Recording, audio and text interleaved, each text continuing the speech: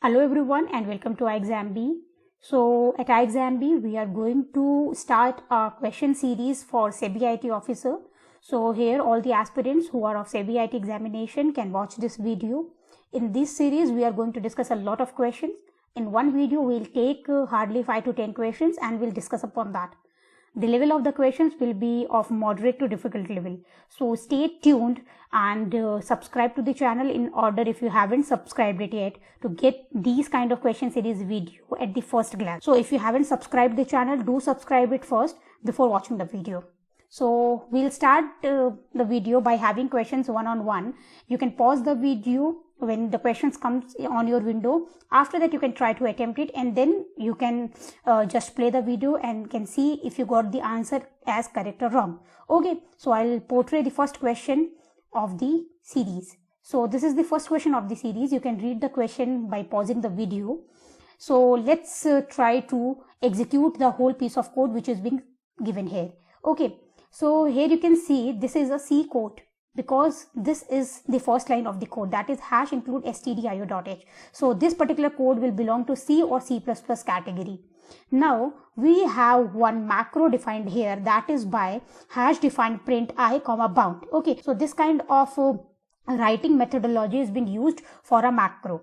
Okay, so here we have this kind of macro which will be executed when we call it inside the main block. Okay, so here we are going to have a while block. Okay, and here in the while we have the 0 here. Okay, so you can read the whole code. Here you can see that there is one if statement, and if this statement is true, then we have one print statement. After that we have one continue statement in order to continue the loop according to the situation. After that we have the main, that is the driver code. So this will be our driver code of the program. Now here we have defined one variable called as integer I equal to 1, and now we are going to pass this integer with a constant number, that is 3. So when we are going to pass this kind of line to the compiler, the control will go to this particular line, that where is the macro defined, and then the body of the macro will get executed. Okay, so now we'll check that I is equal to 1 here. So now this will be the first line of the execution with say plus I. So it will be 2 here because it is a pre-increment operation. So it will be 2 here. After that we are going to compare it with the bound. So here in the bound we have passed the value as 3. So it will be 3 now. So this condition holds true and this particular line will get executed and we will get called as macro called. Okay, after that when we will continue the statement, okay, we are now continuing the statement. You can see here while is equal to 0. In while we have passed the value as 0, but here what we are doing, we are skipping the next conditions, that we are skipping the body of the loop without checking the particular condition which is being present here, because it will be always false. Okay, so without checking it we are continuing this thing. So now at the next instance the plus 3 will give you 3. So 3 less than 3 is not true. So only one time macro called will be the line that will be printed. So the answer of this particular code will be, code will get executed only for one time and it will print macro called. Okay, so if your answer was macro called, then you got 0.1. Okay, so keep a track on 0.1. If you got it correct, then you will get 1 point, and if you got it wrong, you will get a 0 point. Okay, so keep a track on your record also, then you will check how much you have got right. Okay. So the next question here is of this category. So now we have this for the switch statement. Okay, so this code will also get executed on C++ because the header files are being included with hash include stdio.io.h. So now we have the driver code, and inside the driver code I have written one switch block of code. So now you check what will be the output of this particular code. So before getting to my explanation, pause the video and try to attempt it by yourself, and then later on check if you got the answer as correct or wrong. Okay, so now here we have one variable called as integer equal to I. So here in this particular I statement we will pass value as 1. Okay, so it is a type integer. Okay, remember here what are present in the case statements. So here in the case statement we have written something like this. When we have these kind of quotes, then it says that it is of a type character. Okay. So now when this particular case 0 will be compared, so this character cannot be compared with an integer. So this particular line will be discarded. The first case will be discarded. Then we will jump to case 1. Here 1 is not an integer. Here 1 is the character. Okay, so character cannot be compared to an integer, so this particular case will also get discarded. At the end, we'll get to the default case, that is iXAMB course. So the output of this particular problem will be iXAMB course. Okay, don't see it like it is an integer I equal to 1 and then you put on for the case 1. Okay, so here this particular case is belonging to type character, but here what value we are passing into the switch statement is of type integer. So there we won't be able to compare any values. Okay, so this kind of tricky questions can come into the examination where an I foul can be placed for you to get into a trap. Okay, so be very cautious when you try to compare any value with the switch statement. Okay, so here the answer was iXAMB course. So if you got this particular answer as correct, get yourself rewarded with 1 point, and if you got it wrong, get yourself rewarded with 0 points. So now let's jump upon the next question. The next question here in the window is of the switch statement also. So let's try to decode this code. This code belongs to C and C++. We'll get fun in both of the environment. Next, we have the switch statement and the value of I equal to 3. Now we have to compare all the cases with the value which is being passed into switch statement. So here in the switch statement, we are passing the value as 3.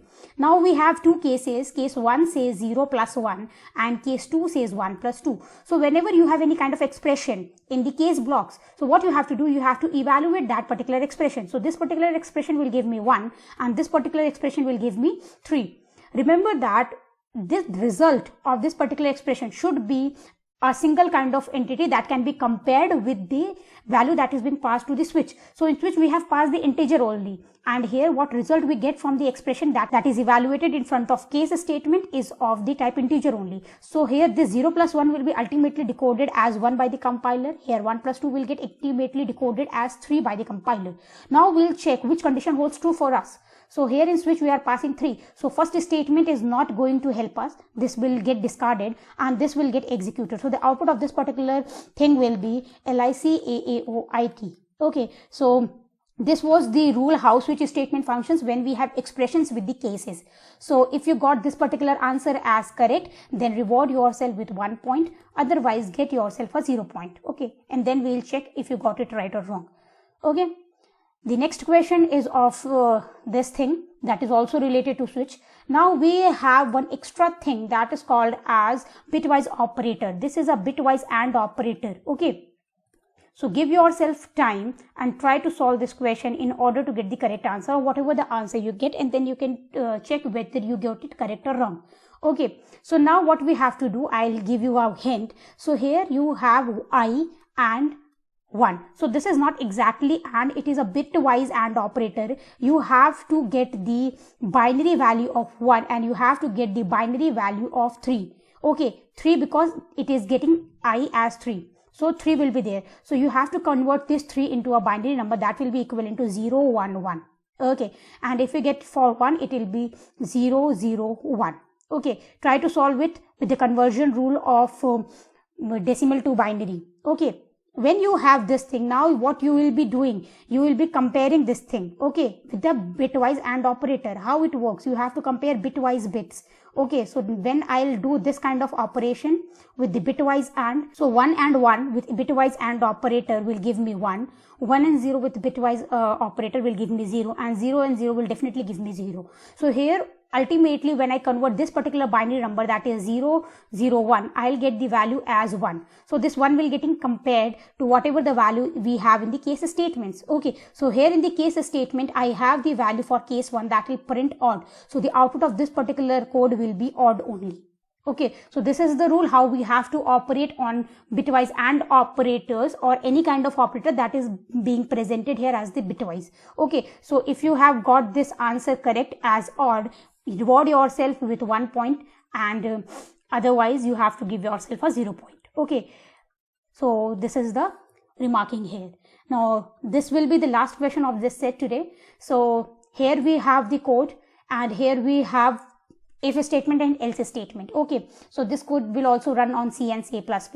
Now try to attempt this course and get the answer by yourself by pausing the video, and later on after solving the question you can unpause the video. And okay, now I'll solve it for you.